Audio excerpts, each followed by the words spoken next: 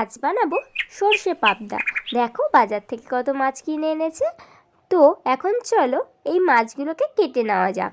জানো তো আগে আমি এগুলো কিছুই করতে পারতাম না, কিন্তু তোমাদের ভালোবাসায় এখন একটু একটু করে শিখছি। তো তোমরা এই ছোট বোনটাকে লাইক সাবস্ক্রাইব করে পাশে থেকো। যাই হোক, মাছগুলোকে এখন কেটে নিলাম। এখন সব মাছগুলোকে ঝুড়িতে তুলে নিচ্ছি। চিংড়ি আর ওই মাছটা মা রান্না করবে, আর পাবদাটা আমি রান্না করব। মাছগুলোকে ভালো করে ধুয়ে নেব। তো প্রথমে সর্ষে পাবদা করার জন্য মিক্সিতে সাদা সর্ষে, কালো সর্ষে নিয়ে নিলাম পোস্ত, অল্প জল আর 3টে কাঁচা লঙ্কা। এখন মাছগুলোকে নুন, লঙ্কার গুঁড়ো, হলুদ গুঁড়ো দিয়ে ভালো করে মাছটাকে মাখিয়ে তেল দিয়ে মাখিয়ে নেবো। আবার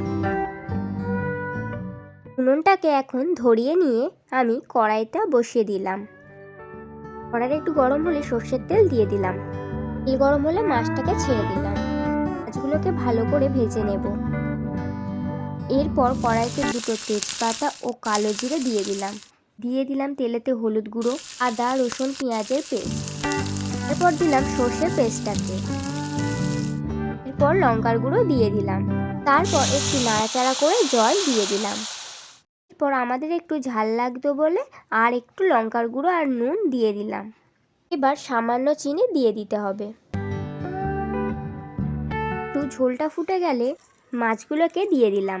গুলো মাছ দেওয়া হয়ে গেলে ঝোলটাকে আমি 5 মিনিটের জন্য ফুটিয়ে নেব। আর উপর দিয়ে ধনেপাতা ছড়িয়ে দিলেই তৈরি আমাদের সর্ষে পাবদা। চলো, বেলা তো অনেক হলো, এখন খেয়ে নেওয়া যাক। সত্যি রান্নাটা খেতে অনেক ভালো হয়েছিল। আর তোমাদের এই ছোট্ট বোনটার ভিডিও কেমন লাগলো কমেন্টে জানো। আর ভিডিওটা ভালো লাগলে লাইক কমেন্ট আর সাবস্ক্রাইব করতে ভুলো না। টাটা।